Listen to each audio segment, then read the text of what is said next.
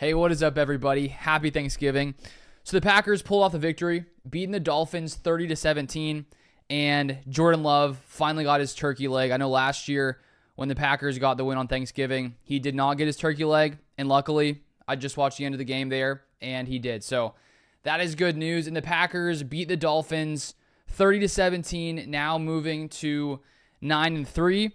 And honestly, this game, the Packers were in control a majority of the day. It wasn't until near the end of the third quarter where the Dolphins started to get a little bit going. Until I think about 2 minutes left in the third quarter, the Dolphins only had 3 points. And so for a majority of this game, the Packers defense really did shut this Dolphins offense down. And with Tua so far this season, the Dolphins have been very productive. When he was injured, when he was out with a concussion, they took a big step back. But honestly, with the weapons they have, we talked about it before the game, Devon Achane, Tyreek Hill, Jalen Waddle, even Jonnu Smith. They are a very, very talented offense, and so I thought the defensive performance overall today was very solid, and I think one of the best things to see was the Packers' pass rush actually get things going in this one. They finished the day with a total of 5 sacks. Lucas Van Ness got in there with a sack. Quay Walker had a sack. I think Brenton Cox had a sack. We also had Kenny Clark as well. I think J.J. Enagbare also had one. So 5 sacks, and that's one thing the Packers have struggled with a lot this year, has been their pass rush. Entering the game, they were 24th in pressure rate, and to get 5 sacks against a offensive line that's somewhat solid, I think they're dealing with some injuries, but overall, it was a very promising day from the Packers and their pass rush. And as I said earlier, to hold them to only 3 points until near the end of the third quarter, the corners were playing well, even though Jair Alexander was missing once again.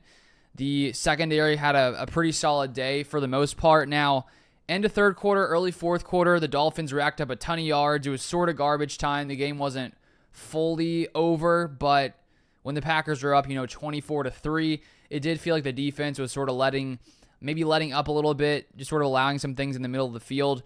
And so overall, if you look at Tua's numbers, it looks like he had a pretty dominant day, and he played very well overall. 37-46, 365 yards, 2 touchdowns, 0 interceptions, a 114.2 passer rating. Lots of that did come near the end of the third quarter, into the fourth quarter. They were moving the ball pretty well, and there was a point there, I think it was about middle of the fourth quarter, where the Dolphins are driving. They just scored their first touchdown, and it comes down to 4th and goal, and the Packers are able to stop them on 4th and goal in the red zone there. That could have been a much different game if the Dolphins had scored there. If they made a 2-point conversion, it could have been an only 8-point game. So the Packers defense, I think for the most part, played a pretty solid day overall. Held them a few times on 4th down. The Dolphins went 4 for 14 on 3rd down. And then the Dolphins could not get the running game going whatsoever. They had 14 carries, 2.8 yards a carry. So they did have to abandon the run somewhat early because the Packers were up 24-3 in the first half. So overall, as I said, solid day from the Packers defensively. And then looking at the Packers offense, they had one of their better games today. Jordan Love was very efficient, nearly perfect game. 21 of 28, 274 yards, 2 touchdowns, 0 interceptions. And this is a Packers team that, especially when they don't turn the ball over at all, when Jordan Love plays clean football and the Packers don't fumble it, this is going to be a team that's very, very hard to beat. Today, the Packers did win the turnover battle. There was that one play early in the first quarter. Packers punted after going 3 and out. The Dolphins returner fumbles it. The Packers get it. They go and score a touchdown. That definitely helped the Packers get things going early on. And so the Packers defense didn't force any fumbles outside of that return that was fumbled. But when the Packers play clean football, they're going to be a very, very hard team to beat. And before this past week, the Packers red zone offense had been struggling. Last week they went 5 of 5 versus the 49ers, and then today I believe they started 3 for 3 in the red zone. They finished 3 for 5 on the day. Brandon McManus kicked 3 field goals, and that's something that is not even being discussed much, just because when your kicker's making kicks, it's not much of a talking point. It's when you're missing where you're just like, what's going on? And so to have someone like that, like McManus, making kicks consistently, it's very nice, especially for a competitive team like the Packers. And so the Packers red zone offense has taken some big strides forward. And so now in the past 2 weeks, the Packers are 8 for 10 in the red zone. So that's something where if the Packers can keep that up, we already know they have, some of the most yards in the NFL on a per game basis. And if they're converting in the red zone like this, then they're going to be, tough against any kind of defense.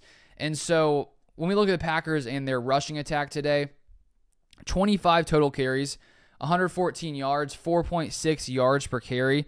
Josh Jacobs on a per carry basis only averaged 2.3 yards a carry. He did have one rushing touchdown, so not a massive day for him on the ground like it was last week where he had over 100 rushing yards. But outside of Jacobs, Chris Brooks, 3 carries, 28 yards, 9.3 yards a carry. Jaden Reed had that one end around, 1 carry, 23 yards. Emmanuel Wilson, 2 carries, 20 yards at 10 yards a carry. So all in all, 4.6 yards a carry. Pretty solid. And with Romeo Doubs out, I think we all know the Packers have a ton of other weapons that can come in and play at a high level. And today, it wasn't even a receiver that led the Packers receiving-wise. It was Tucker Kraft with 6 receptions for 78 yards. And so we've seen Tucker Kraft really ascend this year. He is, I think, one of the more talented tight ends in the NFL, especially when it comes to after the catch. So a big day for him there. And Josh Jacobs was more productive in the passing game today. He had that one juke move later in the game, completely got the Dolphins defender just sort of stuck in his tracks there, cutting back. So 4 receptions for 74 yards for Josh Jacobs, 2 receptions for 67 for Watson, 4 for 30 for Wicks. He had a drop early, came back, started playing well. And Jaden Reed, 3 receptions for 24 yards. Chris Brooks, 2 receptions for 1 yard. So the Packers have enough talent that if there is a guy out like Doubs was tonight, they can still be very, very effective. And Jordan Love had one of the best days of his season this year, or so far this season. As I already read his stats. I don't even know if he had any balls that maybe should have been picked. There was that one that Jalen Ramsey tipped. But all in all, Jordan Love played very efficient football, very clean football. The Packers were pretty much balanced run versus the pass. 25 carries to 28 pass attempts. And, this Dolphins team, they're a good team. The thing is with the Dolphins, they've consistently been very bad in the cold, which they were once again.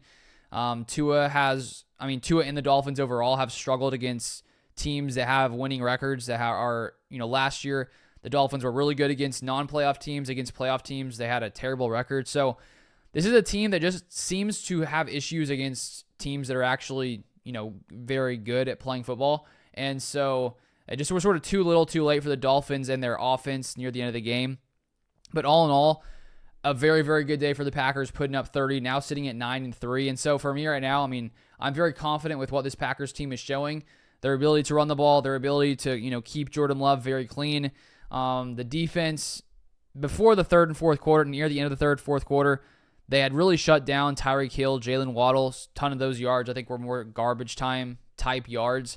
And if this Packers pass rush can keep doing what it did tonight, then this is going to be a much more complete team. And so now 9-3, playing at the Lions next week. That'll be a good one to sort of gauge how the Packers, the talent they have. But this is a good Dolphins team. It's not like they're not a good team with Tua. I think they have a lot of talented weapons. And so another big win for the Packers. But that's all I have for this one. I hope you guys had a great Thanksgiving. If you want more Packers content, feel free to subscribe down below. And I'll see you guys next time.